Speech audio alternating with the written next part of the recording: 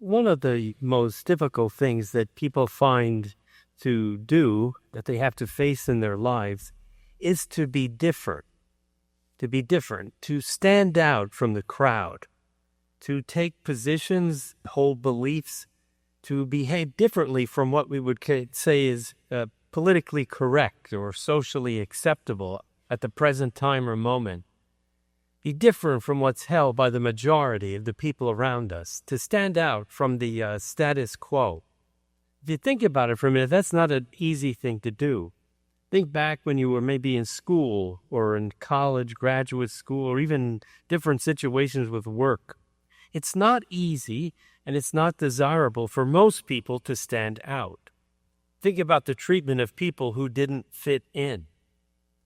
So most people just want to fit in. They want to think and they want to act as everybody else is doing. Because to hold values, to think and to act differently from the mainstream, it requires what we call as Christians the virtues of courage or fortitude. And most people would rather be spared the trouble, because to stand out can bring with it ridicule, a conflict, opposition, and being shunned or ostracized. If we hold values and affirm them and affirm truth that's at odds with the society around us, we can end up being persecuted, opposed, for our willingness to witness to what we believe that is really true and what is really good. Now, this is especially true for you and I as the followers of Jesus, as his disciples, because as they say, there's a cost to being a disciple of Jesus. We're required to think and act differently from the world and the society around us. To be honest, the teachings of Jesus that he hands on to us through the Catholic Church, they are at times difficult for us who believe to live them out and to practice them. For everybody else in the world seems to be doing something opposite. The very opposite of what our faith in Jesus tells us is right and is good. And living out the values of the gospel can bring conflict between ourselves and other people, even members of our own family and our own friends. That's the point that Jesus is making in the gospel, the fire that he's come to bring upon the earth. We know from history and even in our own times around us, opposition to the truths and values of our Catholic faith can lead to and has led to imprisonment. And we know that from the witness of the martyrs from the past and martyrs at the present time. This cost of discipleship can bring division in families and conflict with others. And it can be painful, but that's what we're called to do as witnesses to Jesus, as that second reading from the letter to the Hebrews talks about. I was reading about, again, the conquistadors and the Spanish rule in half of Latin America in the 16th century. Now, it's a complex issue, and leaving aside all of the political matters there, many of the church leaders didn't see any contradiction between the basic human rights being violated and their Christian faith.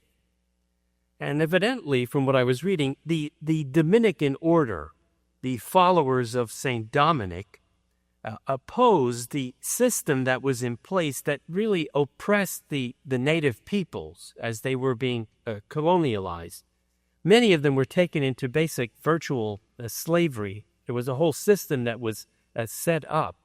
But the Dominican friars saw that people's rights were being trampled upon, and they spoke out against it, and they were persecuted by the political system of the time. Many of the Dominican friars stood out. One of them in particular, Bartolomé de las Casas. I think his cause for canonization is still in limbo, I think. But Bartolomé de las Casas was a figure in the development of the recognition of what we now call human rights. And this was for the indigenous people or native people, whatever you want to call them. Now, he himself had a personal conversion, which I found very interesting. He was what's called a secular priest, basically like myself, a diocesan priest. And he began to think about the system that was in place at the time, and he saw that this was not in accord with the teachings of our Catholic faith. Now, as I said, he was a diocesan priest, and he accepted the system that was in place, and he actually had slaves entrusted to him. Now, it was a common practice of the time, but it was opposed by the Dominican friars and brothers and priests. One occasion, Bartolomé de las Casas went to confession to one of the Dominicans, and the friar refused to give him absolution until he freed his own slaves. Now, initially, he didn't change his heart. He went to another priest to get absolution, but he continued to reflect upon this, and he realized that this was wrong. He recognized Jesus in the suffering of the peoples at the time, even though they weren't Christians. He saw the dignity of every man and woman, and that began to penetrate through the different layers of blindness that affected him, and he was able to see the truth, and he became one of the great spokespersons for the human rights at the time. He abandoned his own slaves, and he became a Dominican friar, and spent the rest of his life preaching about the rights of all peoples, especially the native peoples. At one point, he entered into a debate. He was made a bishop and was recalled a number of times from the missions. He went into a debate in Spain before the king in order to protect the rights of all human beings, that these were people like them, and they needed to be treated in the same way. Now, he didn't die a martyr, but he suffered great opposition, great conflict, and great division. At many times, he was forced by the civil authorities to be called from his missionary activity in the New World back to Spain, but he nonetheless continued trying to change the way people viewed the native peoples. He lived out what the gospel was saying today, that preaching Jesus, witnessing to Jesus, living out the values of our faith, it can bring division even among families.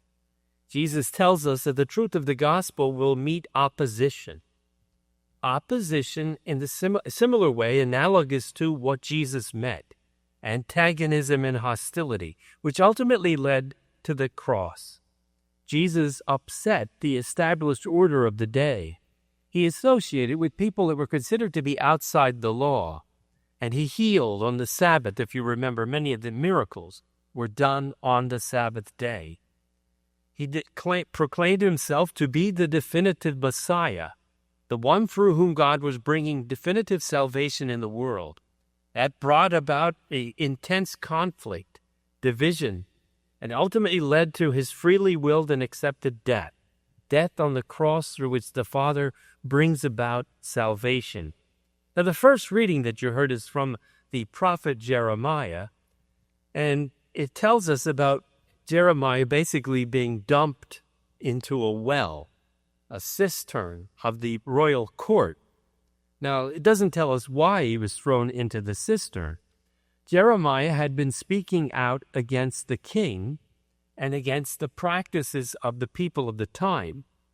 He warned them that God was telling them they needed to surrender to the king of the Babylonians, otherwise Jerusalem would be destroyed, the temple would be brought down, and they would be taken into exile.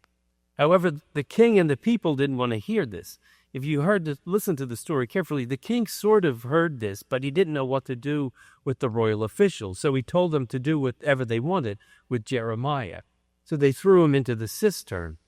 Now, he's saved through the strange man, the Cushite. Cushites were Ethiopians. He was a foreigner. He wasn't really a native Israelite, but God worked through him to save Jeremiah. Jeremiah was vindicated, but unfortunately Jerusalem was destroyed because the king didn't listen. The people were taken into exile, and ultimately God's word was effective and not stifled. However, Jeremiah met with opposition. So being a faithful disciple, being open to the gospel, living out the truth with honesty and justice, it can cause us to be ridiculed by others, members of our family, our friends, and especially the world around us. Ordinary situations that you and I live in, work, school, other situations, ordinary situations can become places of conflict, places of opposition. proclaiming the gospel can meet resistance. However, we're called to do this no matter what we face. It will bring opposition even from other Christians at times. The values of our Catholic faith will be opposed, especially if they disturb outright wrongdoing. The witness of Christians throughout history, it has and can inspire us, and we can inspire one another and others to live out the teachings of our Catholic faith more faithfully. The letter to the Hebrews, the second reading that you heard, it urges the Christians at the time, most likely Christians at Rome, to keep running the race steadily, the race they've begun. And it compares them to athletes. Athletes, the training in the race of which may be difficult, but they endure it until the end. The cross may have to be endured, but the author says that victory will be guaranteed by Jesus. To fix our eyes upon Jesus, who brings strength and inspires us. The closing words said, "Remember how he struggled, how he endured the opposition of sinners. Therefore do not grow despondent or abandon the struggle." The author tells you and I something to do, what we should do. Keep our eyes fixed upon Jesus, the leader and the perfecter of our faith.